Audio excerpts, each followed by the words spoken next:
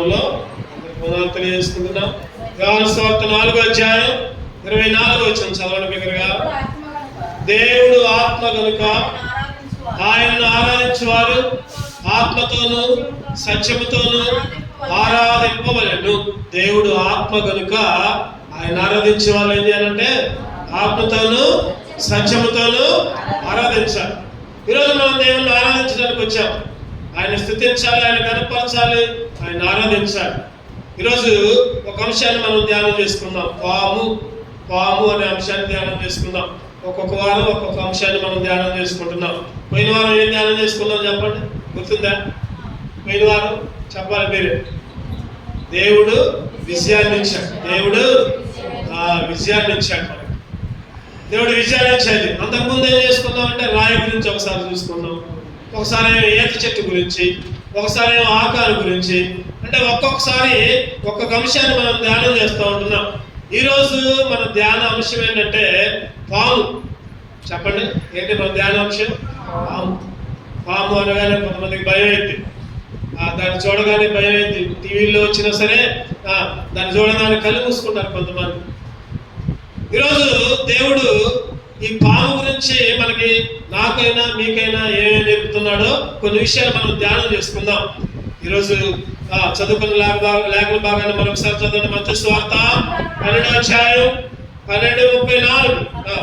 సర్ప సంతానమా, మీరు చెడ్డవారైండి, ఎలాగూ మంచి మాటలు పలుకగలరు, హృదయమందు నిండి దాన్ని బట్టి నోరు మాట్లాడింది కదా. సర్ప సంతానమా అంటే మనం ఎవరు అంటే చెప్పండి, ఎవరు మనం?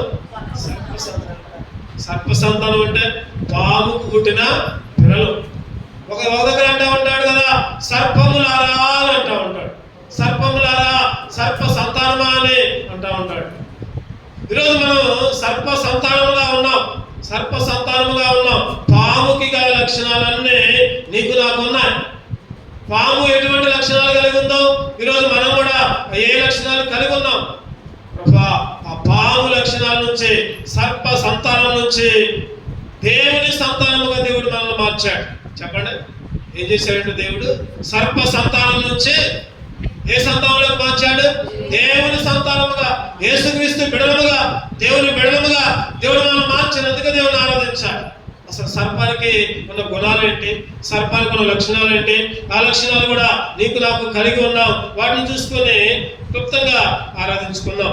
మొదలుగా సర్పం యొక్క లక్షణం ఏంటంటే 2వ కొరింథీయులకు రాసిన పత్రిక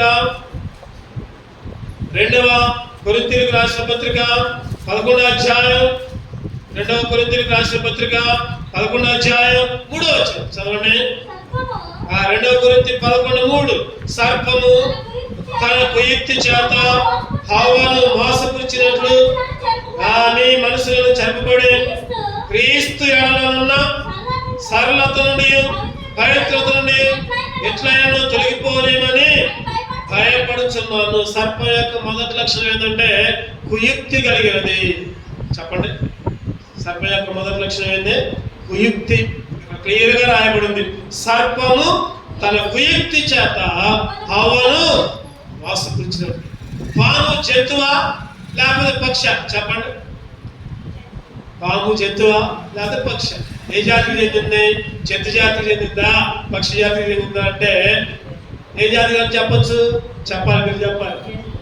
జంతువే, పాము జంతువే. ఎందుకని ఆది కాలంలో జంతువులాగా నడుచుకుంటూ వచ్చింది. అవ దగ్గరికి జంతువులాగా వచ్చింది. అంతకుముందైతే 4 కాళ్ళు ఉన్నాయి. తర్వాత ఎప్పుడైతే దేవుడు శపించాడో అప్పుడు నేల మీద పాకి. అంతకుముందు దాకా జంతువులాగానే వచ్చింది, జంతువులాగానే తిరిగేది, జంతువులాగానే మాట్లాడేది. ఎప్పుడైతే యేసుక్రీస్తు దేవుడు శపించిన తర్వాత నువ్వు నేల మీద రాకుదు అని శపించాడు. అంటే ఈ జంతువు ఎటువంటిదంటే కుయుక్తి కలిగిన జంతువు. కుయుక్తి అంటే ఇది కూడా తెలివితేటలే. ఈ కుయుక్తిని కూడా ఒక రకంగా చెప్పాలంటే వివేకమనే చెప్పొచ్చు. అంటే అవి కూడా దొంగ తెలివితేటలు, మామూలు తెలివితేటలు కావాలి. ఏ తెలివితేటలు అంటారంటే వాటిని దొంగ తెలివితేటలు, మాయ తెలివితేటలు అంటారు. ఈరోజు నువ్వు నేను కూడా అటువంటి తెలివితేటలుగా, అటువంటి మాయా తెలివితేటలు, కుయుక్తి, కుట్ర అన్ని కలిగిన వాళ్ళంగా ఈరోజు నువ్వు నేను కూడా జీవించాము. సర్పములాగా కుయుక్తి చేత నువ్వు నేను జీవించాం.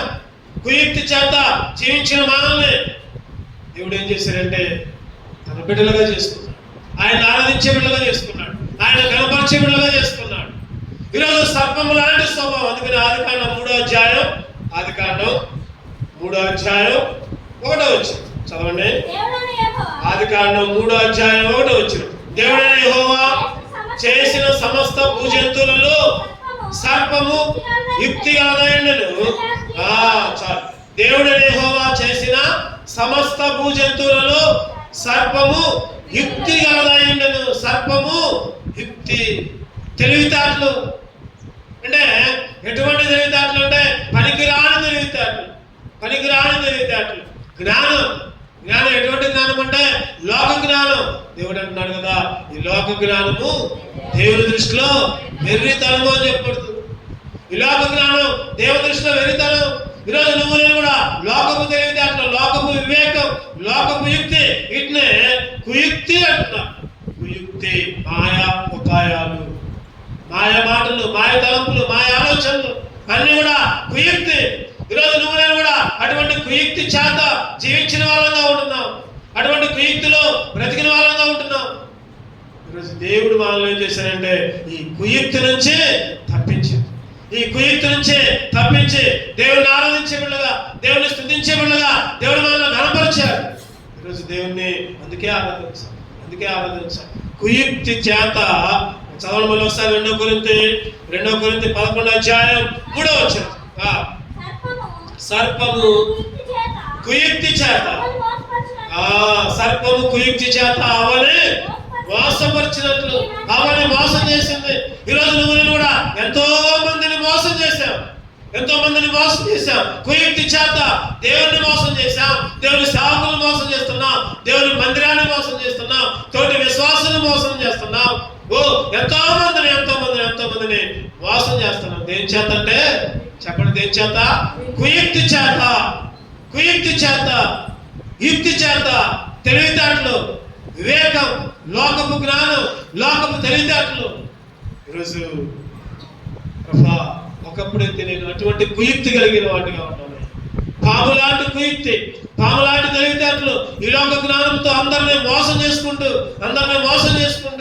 ప్రభా నిన్ను కూడా మోసం చేసుకుంటూ వేషధారణ జీవితంతో పైకి ఒకలాగా లోపల ఒకలాగా, మనసులో ఒకలాగా బయటకు ఒకలాగా ఈరోజు నువ్వు నేను కూడా జీవించి పాము లాంటి కుయుక్తిని కలిగి ఉంటే దేవుడు మనల్ని ఆయన పిల్లలుగా, ఆయన ఆరాధించే పిల్లగా, ఆయన గర్భపరిచే పిల్లగా, ఆయన స్తుతించే పిల్లగా, ఆత్మతో సత్యముతో ఆరాధించే పిల్లగా దేవుడు మనల్ని చేసుకున్నాడు. అందుకే దేవుడిని ఆరాధించాలి. ప్రభా పాము లాంటి కుయుక్తి ఉందయ్యా, ఆ పాము లాంటి కుయుక్తిని మార్చి ప్రభా నీ మందిరంలో ప్రభా నీ తెలివితేటలు, నీ బైబిల్ యొక్క జ్ఞానాన్ని నాకు ఇచ్చావు. లోక జ్ఞానాన్ని తీసివేసి ఆత్మీయ జ్ఞానాన్ని ఇచ్చావు. అందుకే నిన్ను స్తుతిస్తున్నా, అందుకే నిన్ను ఆరాధిస్తాను.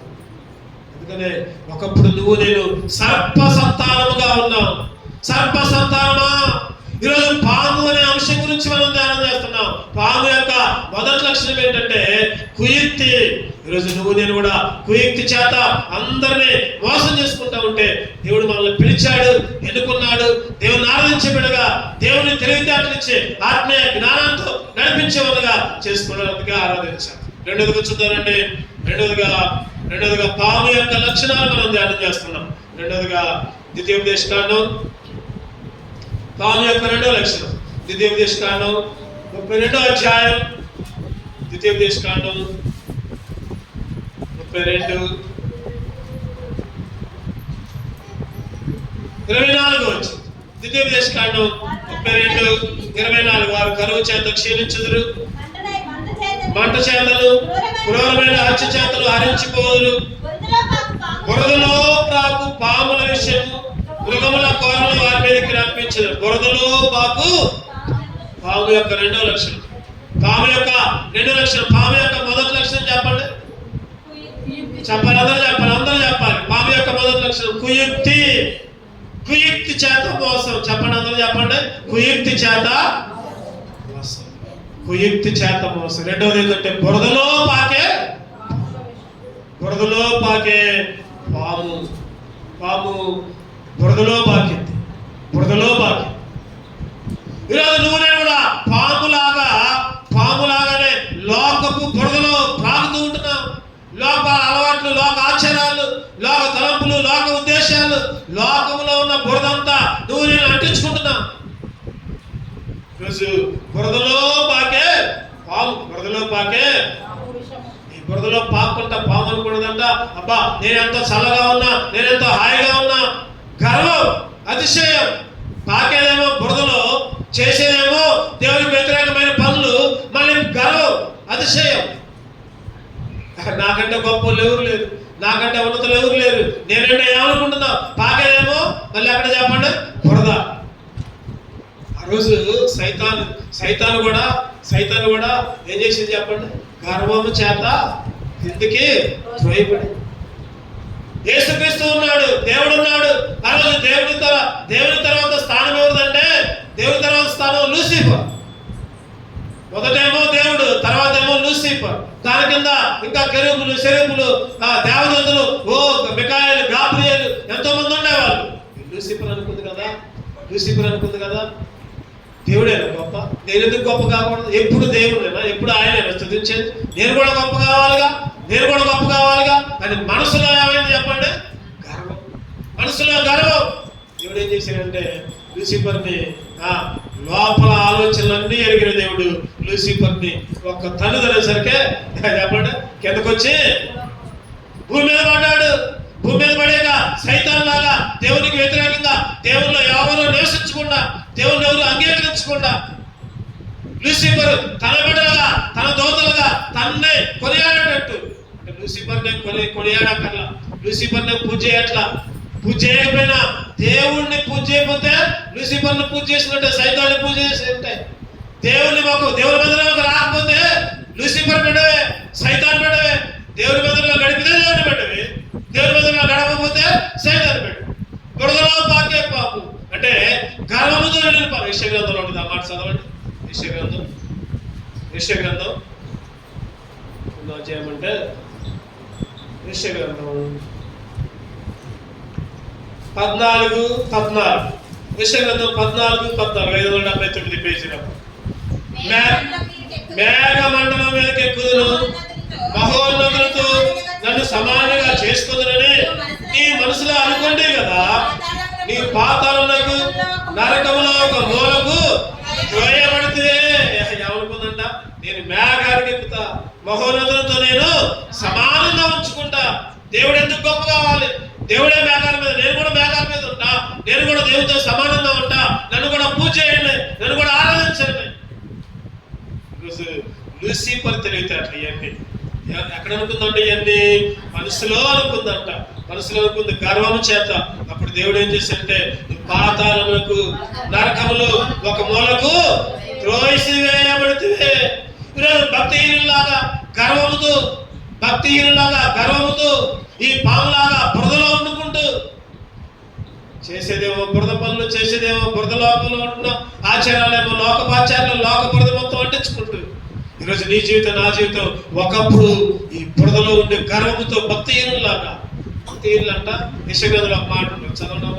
యెషయా గ్రంథం భక్తిహీనులు ఎటువంటి వాళ్ళు అంటే, యెషయా గ్రంథం 57 20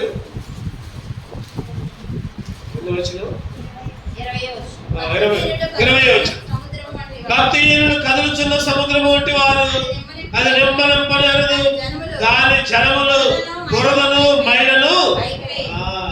భక్తిహీనులు అంటే కదులుచున్న సముద్రం అంట. ఒకప్పుడు నువ్వు నేను భక్తిహీనులాగా కదిలే సముద్రంలాగా ఉండి బురదనే ఇంకా మైలనే పైకి వేస్తాను. ఎప్పుడైతే ఆ బురద నీళ్ళలో మంచిగా తేటగా ఉన్నాయి నీళ్లు, ఆ నీళ్ళు తేటగా ఉన్నాయి. ఎప్పుడైతే దాంట్లో దిగుతామో ఏమైంది చెప్పండి? మొత్తం ఏమైంది? బురద నీళ్ళు అయిపోతుంది. ముందేమో తేటగా ఉన్నాయి. ఎప్పుడైతే మనం దిగుతామో అడుగులో బురద మొత్తం ఆ నీళ్ళకు మొత్తం వ్యాపించింది, బురద నీళ్ళు అయిపోతాయి. ఈరోజు నువ్వు నేను కూడా భక్తిలాగా, గర్విష్ఠుల్లాగా, బురదలో పాకే పాముల్లాగా. ఒకప్పుడు నా జీవితం నాయన, ఒకప్పుడు నేను కూడా అట్లనే జీవించాను. ఒకప్పుడు నేను కూడా బురదలోనే, ఒకప్పుడు నేను కూడా గర్వముతో, ఒకప్పుడు నేను కూడా భక్తిహీనులాగా నీకు వ్యతిరేకంగా ఎన్నో పనులు చేశాను. కానీ ఇప్పుడైతే యేసు రక్తము ద్వారా చెప్పండి, యేసు రక్తం ద్వారా ప్రతి పాపాన్ని కడగవేయబడి, ప్రతి పాపము కడగవేయబడి నీతిమంతునిగా మార్చబడ్డావు. అందుకనే ఒకప్పుడు నువ్వు నేను కూడా కడగబడిన పందిలాగా బురదలో, 2 పేతురు కడగబడిన పంది దొరికినట్లంట. 2 పేతురు 2వ అధ్యాయం 22వ వచనం చదవండి. కుక్క తన వాంతికి తిరిగినట్లును, కడగబడిన పంది బురదలో తొర్రులకు మరినట్లును, కుక్కలాగా వాంతికి తిరగబడ్డాం. కడగబడిన పంది బురదలో ఏ విధంగా మలిందో, బురదలో ఏ విధంగా పొర్లిందో, ఒకప్పుడు నీ జీవితం నా జీవితం కూడా అటువంటి జీవితమే. కుక్క లాంటి వాడినయ్యా, పంది లాంటి వాడిని, బురదలో పాకేవాడిని, బురదలో సంచరించేవాడిని, బురద మైల నాలుగునైనా భక్తిహీనులాగా గర్వముతో అతిశయముతో ఎన్నోసార్లు నీకు వ్యతిరేకంగా ఉన్నావు. అటువంటి నన్ను నీ రక్తం చేత కడిగా శుద్ధి చేశా, నీతిమంతులుగా మార్చా, భక్తిమంతులుగా మార్చా. భక్తిహీనుడైన నన్ను భక్తిమంతులుగా మార్చా, నిన్ను ఆరాధించి విడుదల చేశావు. అందుకే నిన్ను స్తుతిస్తున్నాను, అందుకే నిన్ను. మూడవదిగా చూద్దానండి. మూడవదిగా పాము స్వభావం. ఆదికాండం 3వ అధ్యాయం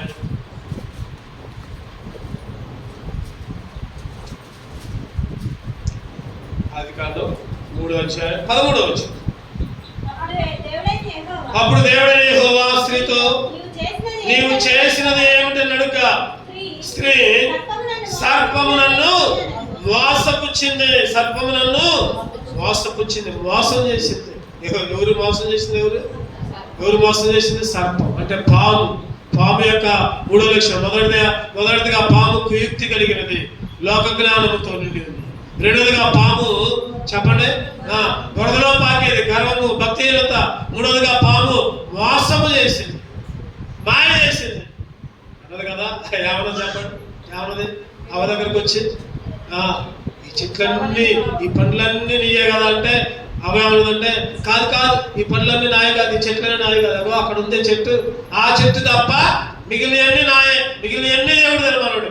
అప్పుడు అన్నది కదా, మాయ మాటలు చెప్పి మోసం చేసి, పిచ్చిదానా నీకే తెలుసు, ఇగో ఇవన్నీ ఒక ఎత్తు, ఆ పండు ఒక్కటే ఒక ఎత్తు, అది తింటే నీకు తెలివితేటలు వస్తాయి, నీకు కళ్ళు వస్తాయి, నువ్వు ఇప్పుడు దాకా చూస్తావు, దేవుడికి అది ఇష్టంలా, నువ్వు బాగుపడటం, నీకు తెలివితేటలకు రావటం, లేకపోతే జ్ఞానం రావటం దేవుడికి ఇష్టంలా. అందుకనే దేవుడు ఆ పండుగ తినొద్దు అన్నాడు. మోసం చేసి, మాయ చేసి తింటే నీకు తెలివితేటలు వస్తాయి, నీకు జ్ఞానం వచ్చింది, దేవదూతల వలె ఉంటావు నువ్వు. దేవుడు అందుకనే దాన్ని తినొద్దు అన్నాడు. పాపం పిచ్చిది ఏం చేసింది చెప్పండి? నమ్మింది. ఆ మోసపూరలో పడదు. ఈరోజు నువ్వు నేను కూడా ఈ సైతాను మోసంలో పడుతున్నాం. లోకంలో అంతా మోసమే, పైపై డమ్మమే, మాయా, మోసం, అన్ని పాపమే, అంతా పాపమే. ఆ పాపపు మాయలో పడి తినుకుంటూ, తాకుంటూ, ఇష్టం వచ్చిన జీవితం జీవించుకుంటూ, పాపం చేసుకుంటూ ఈరోజు నువ్వు నేను మోసంలో పడ్డా. ఒకప్పుడు నువ్వు నేను కూడా ఆ సర్పం యొక్క మోసపడ్డాం, మోసం చేస్తున్నాం. మోసపడ్డమే కాదు, మనం కూడా మోసం చేస్తున్నాం.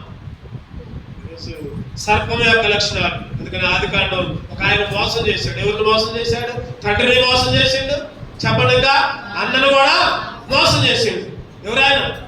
యాకోబు. 27వ అధ్యాయం 9వ వచనం. ఆదికాండం ముందు జరగండి. ఆదికాండం 27:9. నీవు మందకు వెళ్ళి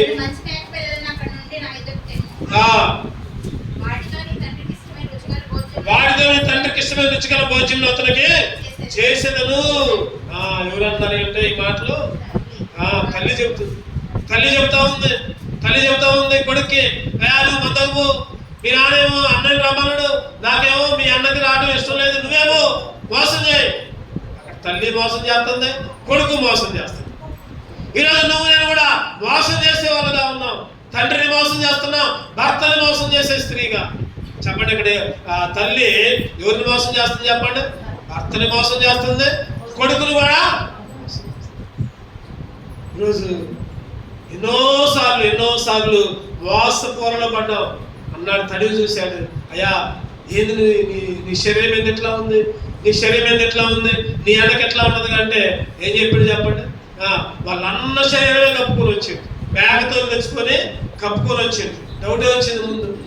నీ శరీరం ఏమో ఏసేవలాగా ఉంది, గొంతేమో యాకోబులాగా ఉందంటే ఆయన చేసింది. మళ్ళీ నా గొంతు జలుబు చేసిందని ఏదో చెప్పి ఈరోజు రకరకాలుగా మోసాలు చేసుకుంటూ యాకోబు లాంటి మోసపు జీవితం ఇశ్రాయేలు కూడా ఎన్నోసార్లు మోసం చేసుకుంటూ దేవుణ్ణి మోసం చేసుకుంటూ కీడు జరిగినప్పుడేమో దేవుడా, మేలు జరిగినప్పుడేమో దేవుడు మాకు అది చేయలేదండి, మాకు ఇది చేయలేదండి. ఇశ్రాయేలు లక్షణాలు, దేవుడు మాకు పూరేలు లేదండి, మంచి మాంసం ఇవ్వలేదండి, రుచిగా భోజనం ఇవ్వలేదండి, దేవుడు మాకు నీళ్ళు ఇట్లేదండి, ఏంటి ఎర్ర సముద్రం ఏదో ఎదురొచ్చింది, చేదు నీళ్ళు ఉన్నాయండి. ప్రతి దాంట్లో సరుగుడు గొలుగుడే, దాంట్లో చెప్పండి సరుగుడు మోసం చేసినోడు మోసపోయాడు. మోసం చేసినోడు ఏం చేశాడు చెప్పండి. ఈరోజు చాలా సార్లు నువ్వు నేను కూడా మోసం చేసుకున్నావు. హోషేయ గ్రంథం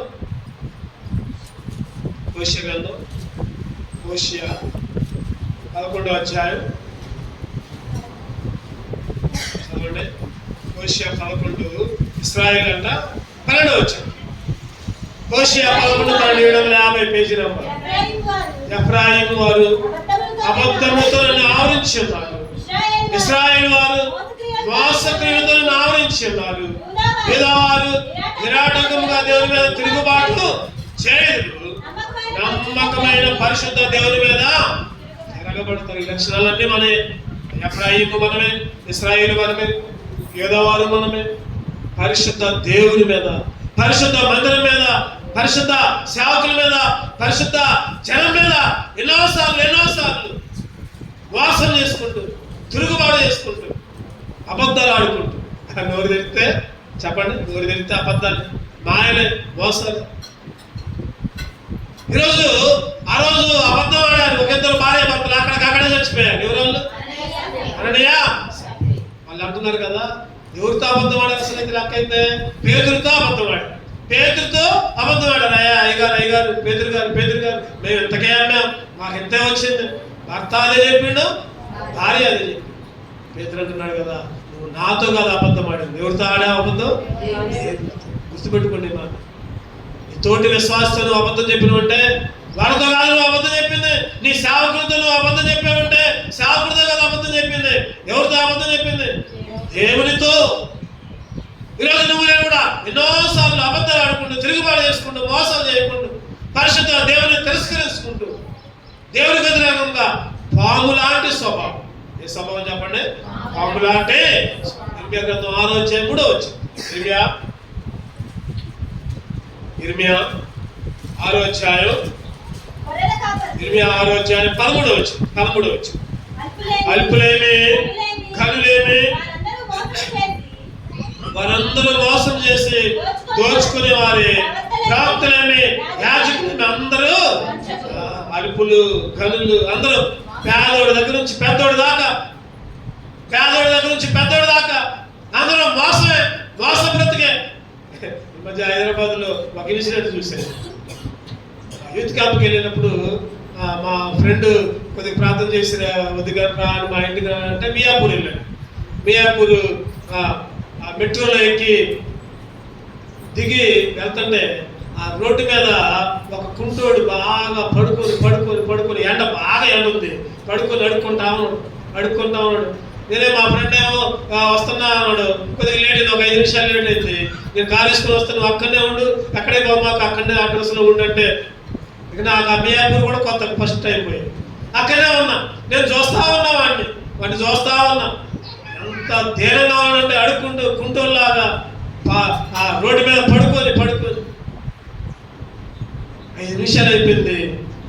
మరి ఏమనుకున్నా ఏమో, అక్కడ సరిగ్గా డబ్బులు రావట్లేదు అనుకున్నా ఏమో, దాంట్లో వాళ్ళు వేసి అన్ని సర్దుకొని పరుగు అంటే ప్లేస్ మారుతాం అనుకోండి. అక్కడ సరిగ్గా డబ్బులు రావట్లేదు అనుకొని ఇంకో దగ్గర పోయి యాక్షన్ చేద్దాం అంటే.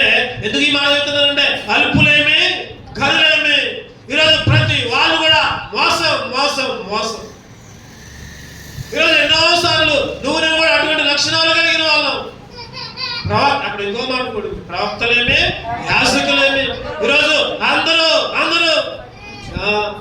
ఈరోజు ఒక మాట, విచారకరమైన మాట చెప్పాలంటే, ఈరోజు సేవకులు కూడా, పాస్టర్ గారులు కూడా, ప్రవక్తలు కూడా, అందరూ యాజకులు కూడా, అందరూ ఏ ఒక్కళ్ళు కూడా తప్పిపోట్ల. అందరూ వాడి వల్లనే పడుతున్నారు. ఎవరి వాళ్ళు? సైతాను వల్ల పడిపోతున్నారు. మేము గొప్ప పాస్టర్లు అని చెప్పుకుంటూ మోసం చేస్తున్నారు. మేము గొప్ప ఫాదర్లు అని మోసం చేస్తున్నారు. మేము అయ్యగారులు అని చెప్పి మోసం చేస్తున్నారు. అంటే అందరూ కాదు, గుర్తుపెట్టుకోండి. కొంతమంది ఈరోజు అల్పులేమి కనులేమి, ప్రవక్తలేమి. ఈరోజు నువ్వు నేను కూడా ఎన్నోసార్లు మోసం చేసుకుంటూ పాము లాంటి స్వభావం. ఎవరి స్వభావం ఇది? మన అంశం ఏంటి ఈరోజు? చాలా మంది నేటికి వచ్చారు కాబట్టి మళ్ళీ చెబుతాం. మన అంశం ఏంటి ఈరోజు? పాము లాంటి స్వభావం. పాము సర్ప సంతానమా? మత్తయి సువార్త 12:34. సర్ప సంతానమా? నీకు బుద్ధి చెప్పేవాడు ఎవడు? పాము అనే అంశాన్ని మనం ధ్యానం చేస్తున్నాం. పాము యొక్క స్వభావాలు నీకు నాకు చెందే. మొదటిగా పాము స్వభావం ఏంటంటే, చెప్పండి. చెప్పాలి. కుయుక్తి. నోరు తెరవండి. దేవుని మందిరంలో నోరు తెరవండి, నష్టమే లేదు. నోరు తెరిస్తే నోట్లో వచ్చి ఏమి బంగారం రావు కానీ అందరూ నోరు తెరవండి. కుయుక్తి చెప్పండి. ఒకటది కుయుక్తి. రెండవ లక్షణం పాము లక్షణం బురదలో. మూడవ లక్షణం వాసం. కుయుక్తి చేత. రెండవది బురదలో 3 లక్షణాలు చూసుకున్నాం. బురదలో అంటే గర్వం ఉంది, బురద అంటే భక్తిహీనత ఉంది, బురదలో అంటే మైలు ఉంది. ఇవన్నీ కూడా మనయే, వాసం కూడా మందే. 4వ చూద్దారంటే పాము యొక్క 4వ లక్షణం. ఆదికాండం 3వ అధ్యాయం 14. ఆదికాండం 3:14. అందుకు దేవుడైన యెహోవా సర్పముతో, నీవు దీన్ని చేసినందున పశువులన్నిటిలోను భూజంతువులన్నిటిలోను నీవు శపింపబడిన దానివై నీ కడుపుతో త్రాగుచు నీవు బ్రతుకు దినములను మన్ను తిందు. శపించబడిన దానివై. 4 లక్షణం శపించబడింది. పాము ఎటువంటిదంటే శపించబడింది. అదివరకు పాము కూడా మనలాగానే జంతువులాగానే నడిచేది, మనుషుల్లాగానే నిలబడేది, ఒక్కోసారి జంతువులాగా 4 కాళ్ళతో నడిచేది. ఈరోజు అటువంటి పాము శపించబడింది. ఎందుకంటే అవ్వని మోసం చేసింది కాబట్టి శపించబడింది. ఈరోజు నువ్వు నేను కూడా శపించబడిన వారిమి, దేవుని ఉగ్రతకు లోనైన వారిమి, శాపాలకు లోనైన వారిమి, శాపానికి గురి అయిన వాళ్ళని, శపించబడిన వారిని. ఎన్నో విషయాల్లో దేవుని శాపం నీ మీదకి నా మీదకి వచ్చింది. పోయినసారి మనం ధ్యానం చేశాం. ఏ కుటుంబం మీదకి వచ్చింది శాపం? ఏ కుటుంబం మీద చెప్పాలి? ఆకాను కుటుంబం మీదకి. ఎందుకు? చూచాడు, ఆశించాడు, తీసుకున్నాడు. చూచాడు, ఆశించాడు, తీసుకున్నాడు. దేన్ని చెప్పాలి? దేన్ని? శపితమైన దానిని, శాపాన్ని. దేవుడు ఏదైతే శపించాడో దాన్నే తీసుకున్నాడు.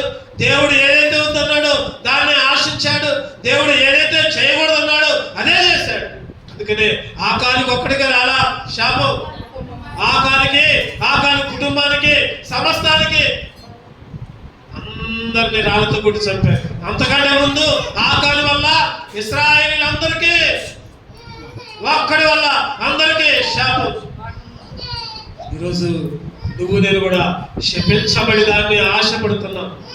శపించబడిన డబ్బును ఆశపడుతున్నావు.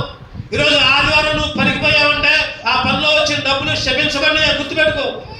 దేవుని మీదలోకి రాకుండా రక్షణ పొంది, మానవలసి పొంది, బాప్తిసం తీసుకొని ఆదివారం నువ్వు పనికి పోతున్నావంటే ఆ డబ్బు శాపగ్రస్తమైన డబ్బు. దేవుడు హెచ్చరిస్తున్నాడు ఈ సమయం. నువ్వు శపించబడని ఆశపడి నీకు నీవే శాపాలు కొని తెచ్చుకుంటున్నావు. ఈరోజు అందుకనే ఈ శాపగ్రస్తమైన దాన్ని తీసివేయడానికి ఆయనే శాపాన్ని ధరించుకున్నాడు. ఆయనే శాపాన్ని ధరించుకొని నీ కొరకు నా కొరకు లోకానికి వచ్చి శాపగ్రస్త అయ్యాడు, శాపగ్రాహి అయ్యాడు. ఆయన గలతీయులకు రాసిన పత్రిక చక్కటి మాట రాయబడుతుంది. చూడండి అన్నమాట. గలతీయులకు రాసిన పత్రిక గలతీయులకు రాసిన పత్రిక 3వ అధ్యాయం. గలతీయులకు రాసిన పత్రిక 3వ అధ్యాయంలో గలతీయులకు రాసిన పత్రిక 3వ అధ్యాయం 13, 14 కలిసి చదవండి.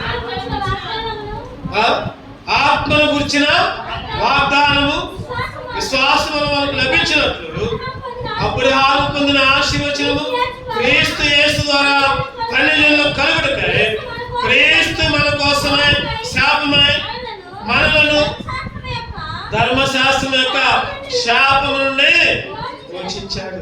క్రీస్తు మన కోసం శాపమై. తెలుసా ఆయనకి పాపం అంటే? తెలుసా ఆయనకి శాపం అంటే? తెలుసా ఆయనకి మాయ అంటే? తెలుసా ఆయనకి మోసం అంటే? ఏది తెలియదు. పాపం ఎరుగని ఆయన, పాపం ఎరుగని ప్రభు నీ కొరకు పాపముగను చేయబడెను. పాపమెరుగని ప్రభుని కొరకు పాపముగను చేయబడెను. శాపగ్రాహి అయే సిలువలు, శాపగ్రాహి అయే సిలువలు పరుగిడిరము. ప్రేమతో యేసు పిలచుచున్నాడు రమ్ము. ప్రేమతో యేసు పిలచుచున్నాడు రమ్ము. రక్షణను పొంది లక్షణముగా వెళ్ళుము. రక్షణను పొంది లక్షణముగా వెళ్ళుము. ప్రేమతో యేసు పిలచుచున్నాడు రమ్ము. ఎందుకు? ఆయన పాపమెరుగని ఆయన పాపంగా చేయబడ్డాడు. శాపమెరుగని ఆయన శాపగ్రాహి అయి శిలువలో నీ కొరకు నా కొరకు బలి అయ్యాడు. మరి శాపనంతా ఆయన శిలువ రక్తములో తుడిచివేశాడు. మరి శాపనంతా ఆయన శిలువ రక్తంలో కడిగి వేశాడు. దేవుడిని ఆరాధించారు. అందుకే నా శాపాన్ని మొత్తం నీ శిలువ రక్తంలో కడిగేశాడు ఆయన. నా పాపాన్ని మొత్తం నీ శిలువ రక్తంలో తుడిచేశావయ్యా. అందుకే నిన్ను ఆరాధిస్తాను. పాము యొక్క 4 లక్షణం శపించబడింది. నువ్వు నేను కూడా శపించబడిన వారిగా ఉంటే ఆయన శాపగ్రాహి ఈ లోకానికి వచ్చే మన శాపానంతా తుడిచివేశాడు. అందుకే దేవుణ్ణి ఆరాధించాలి. చివరిగా చూద్దారండి, ఇంకొక విషయం చూద్దారండి. ఆదికాండం 3వ అధ్యాయం 14 వచ్చింది. ఆదికాండం 3:14. ఎందుకు దేవుడైన యెహోవా సర్పముతో నీవు దీన్ని చేసినందున పశువులన్నిట్లోనూ భూజంతువులన్నిట్లోనూ నీవు శపించబడినావే. నీ కడుపుతో ప్రావచ్చు. నీవు బ్రతుకు దినములను మన్ను తిందు. ఏంటంటదంట? చెప్పండి, ఏంటంటది? అంతకు ముందేమో మనలానే ఆహారం తినేది. అంతకు ముందు మనలానే కాయలు పండ్లు అన్ని తినేది. ఈరోజు ఎప్పుడైతే శపించబడిందో దేని తింటుంది? మన్ను తింటాం. ఈరోజు నువ్వు నేను కూడా మన్ను తినే వాళ్ళంగా ఉంటున్నాం. ఆ రోజు పామే కాదు, నువ్వు నేను కూడా మన్ను తినే వాళ్ళగా ఉంటున్నాం. శపించబడి ఆ రోజు శపించబడాడు ఒక ఆయన. హేబేలును చంపాడు. శాపమంతా మూట కట్టుకున్నాడు. మన్ను తిన్నుకుంటూ బెకార్లాగా తిరిగాడు. ఎవరైనా? కయ్యను. ఏశావు కూడా శపించబడిన వాళ్ళుగా దేశ దెమ్మలుగా తిరిగాడు ఆయన. ఏశావు కూడా శపించబడిన వాడిగా. ఈరోజు నువ్వు నేను కూడా శపించబడిన వాళ్ళగా ఉండి మన్ను తింటున్నావు. ఏం తింటున్నావు అంటే మన్ను తింటున్నావు. మన్ను అంటే నా తలంపు ఏంటంటే దేవుని యొక్క శరీరాన్ని, ఆయన శరీరాన్ని, ఆయన రక్తాన్ని నువ్వు తీసుకోకుండా నువ్వు ఈ విధంగా రోజులు గడుపుతుంటే, ఆయన భోజనంలోకి రాకుండా, ఆయన విందులో నువ్వు చేయలేకుండా ఉంటే నువ్వు లోకంలో మనుగనట్టే. ఆత్మీయంగా అర్థం చేసుకోవాలి. ఆత్మీయ అర్థాన్ని నువ్వు నేను కూడా ఆత్మీయంగా అర్థం చేసుకోవాలి. ఏమని అర్థం అంటే దేవుని యొక్క శరీరాన్ని, దేవుని యొక్క రక్తాన్ని తీసుకోకుండా, దేవుని ఆహారాన్ని తీసుకోకుండా ఉంటే మన్ను తిన్నట్టే లేదు. ఆయన విందుశాలకి నిన్ను నన్ను కూడా నడిపించాడు. ఆయన విందుశాలకి నిన్ను నన్ను కూడా నడిపించాడు. ఆ విందుశాలలో ఆయన భోజనాన్ని చేసినట్టు ఈరోజు ఎన్నో పంచభక్ష పరమాణాలు తింటున్నాం. చెప్పండి, ఒక పూట తింటే ఏమైంది చెప్పండి? మళ్ళీ సాయంత్రం కల్లా చెప్పండి, పొద్దున్న తినాలి మంచి భోజనం, వేట మాంసం, లేకపోతే ఆ మాంసం, ఈ మాంసం, బిర్యానీ, పంచభక్ష పరమా, స్వీట్, హాట్ అన్ని తినాలి అని అనుకోని సాయంత్రం నేను తినాలి, పొద్దున్న తినాలి, ఇప్పుడు ఈ పూట వద్దులే అనుకుంటే చెప్పండి, ఊకుంటుందా? కడుపు ఊకుంటుందా? అసలు తెల్లారి మళ్ళీ తినాల్సింది. ఈరోజు ఎన్నో విషయాలు లోకములో రకరకాల మాటలు, రకరకాల ఆలోచనలు, రకరకాల తలంపులు, మన్ను తినే వాళ్ళంగా మన పాములాంటి జీవితం. అందుకనే పరిశుద్ధ గ్రంథంలో ఒక చక్కటి మాట ఉంటుంది. యెషయా గ్రంథం 65:25. యెషయా గ్రంథం 65:25. తోడేళ్లను గొర్రెపిల్లలను కలిసి మేను, సింహము ఎద్దువలె గడిదిన్ను, సర్పములకు ఏంటంటే ఆహారం, అది మన్నే ఆహారం. మన్ను తినే వాళ్ళంగా ఉంటున్నాం. ఈరోజు మన్ను తినే వాళ్ళంగా శాపానికి గురవుతున్నాం.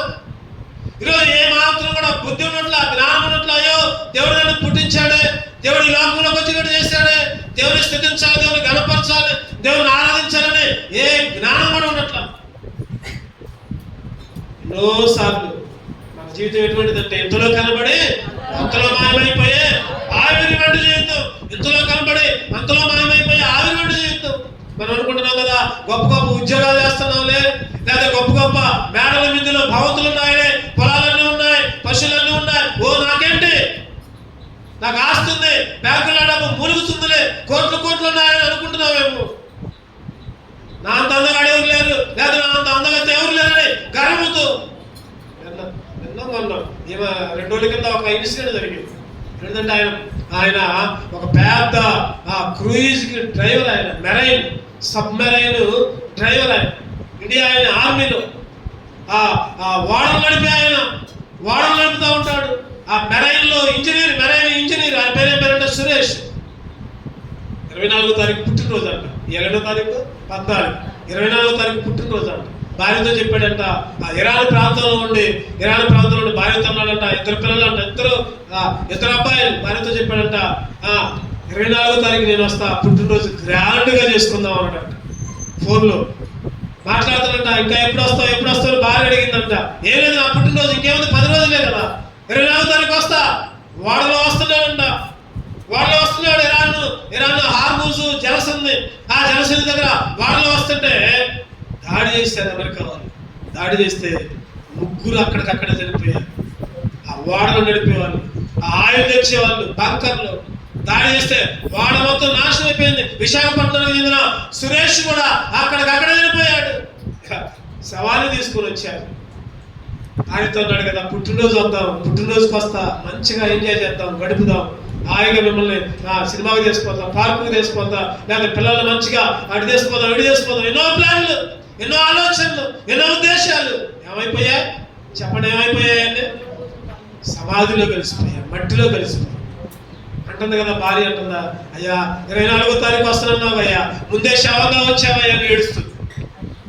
అయ్యా ముందే శవంగా వచ్చావు తెలుసా? ఓ ఎంతో గొప్ప ఆఫీసర్ ఆయన, ఎంతో పెద్ద చదువుకున్నాడు ఆయన, ఎంతో పెద్ద అందగాడు, మంచి శరీర సౌష్ఠవం, మంచి ఎత్తు. ఆ వాడలో సబ్మెరైన్ ఇంజనీర్లుగా ఎవరు తీసుకున్నారంటే మంచి సౌష్ఠవం ఉన్న వాళ్ళనే, మంచి అందగాళ్ళనే, మంచి ఎత్తుగా ఉన్న వాళ్ళనే, మంచి అన్ని టాలెంట్స్ ఉన్న వాళ్ళనే తీసుకుంటారు. అంత టాలెంట్ ఏమైపోయింది చెప్పండి? మట్టిలో కలిసిపోయింది. ఈరోజు నువ్వెక్కడ, నేనెక్కడ? ఈరోజు దేవుని శాపానికి గురైతే మన్ను తినే వాళ్ళముగా ఉంటున్నాం. ప్రభా, ఎంతో మంది లోకంలో కలిసిపోయాక ఏ ముందున్నాను, ఏ మంచితనం ముందున్నాను సజీవంగా ఉంచేవయ్యా. ప్రభా, నీ సన్నిధిలోకి చేర్చి నేను ఆనందించే బిడ్డగా చేసుకో. పామంట ఏంటంటే చెప్పండి, మేక 7:15 కూడా, మేక 7:17 చదవండి అన్నమాట. సర్పములాగిన వారు మన్ను నాకుదురు. ఏ నాకుతారంట? అంటే లోక ఆశలను జురుకుంటారు. ఒక మాట చెప్పాలంటే లోక ఆశలను నాకుతూ ఉంటారు. లోక తలంపులు, లోక ఉద్దేశాలు, మాయా, మోసం, పాపం. ఈరోజు పాపాన్ని ఈ లోకములో నాకుతా ఉంటున్నారు, జురుకుంటా ఉంటున్నారు. ఈరోజు నువ్వు నేను కూడా అదే స్వభావం. ఇంకా ఏమాత్రం కూడా జ్ఞానం ఉన్నట్ల, ఏమాత్రం కూడా తెలివితేటలు ఉన్నట్ల, యేసుక్రీస్తు దేవుడని అంగీకరించు, యేసుక్రీస్తుని నమ్ముకో, దేవుని మందిరానికి రా. ఇంకా దూరంగా ఉంటున్నావేమో, ఇంకా దేవునికి వ్యతిరేకంగా ఉంటున్నావేమో. ప్రియమైన స్నేహితుడా, దేవుడు ఈరోజు మాట్లాడుతుంటున్నాడు. ఇంకా పాపాన్ని అనుభవిస్తున్నావేమో, పాపములను జీవిస్తున్నావేమో, పాపమునే బురదలో ప్రాగుతూ ఉంటున్నావేమో. కడగబడిన పంది బురదలో దొర్లినట్లు, కుక్క తన వాంతికి మరలినట్లు ఇంకా నీ జీవితం ఉందేమో. ఈరోజు మన్ను తినే పాముని ఏం చేశాడంటే దేవుడు, చెప్పండి ఏం చేశాడు మనల్ని? ఈరోజు ఆయన విందులో చేయి వేసే బిడ్డలుగా, ఆయన విందులో ఇదిగో ఇది నా శరీరము నా రక్తము, నిజమైన ఆహారం ఇదే. ఏదంటే నిజమైన ఆహారం? చెప్పండి, నిజమైన ఆహారం ఏంటి? నిజమైన ఆహారం బిర్యానీలు కాదు, లేకపోతే ఎక్కేదో కాదు. అవన్నీ తింటే మళ్ళీ ఆకలేదు, మళ్ళీ కావాలి, మళ్ళీ ఆకలేదు, మళ్ళీ కావాలి. నిజమైన ఆహారం ఏంటంటే ఆయన శరీరము, ఆయన శరీరము తిని ఆయన రక్తము తాగిన వాడికే పరలోక రాజ్యం. లేకపోతే పరలోక రాజ్యం లేదు, లేకపోతే నిత్య జీవం లేదు. నువ్వు బాప్తిసం తీసుకోకుండా, రక్షణ పొందకుండా, మారుమనస్సు పొందకుండా, నువ్వు మందిరానికి వచ్చినా, మందిరంలో ఎన్ని కార్యక్రమాలు చేసినా, నువ్వు ఎంత డబ్బు ఇచ్చినా, నువ్వు ఏయో దాన ధర్మాలు చేసినా, లేకపోతే ఎక్కడికో పోయి నీ తలంటులు ఇచ్చినా, నువ్వు ఎక్కడికి పోయి పాపాలు పోతాయని మునిగి తేలినా, నీ పాపాలు ఏమాత్రం కూడా పోవు. గుర్తుపెట్టుకో ఈ విషయం. ప్రభా నీ దగ్గరకు వస్తున్నానయ్యా, పాపినయ్యా, పందిలాగా బురదలో బొర్లేనయ్యా, మన్ను నాకేనయ్యా, లోకాశలో ఉన్నానయ్యా. మనసులో హృదయంలో ఆలోచించుకొని క్షమాపణ అడుగు. దేవుడు నిన్ను క్షమిస్తా ఉంటాడు.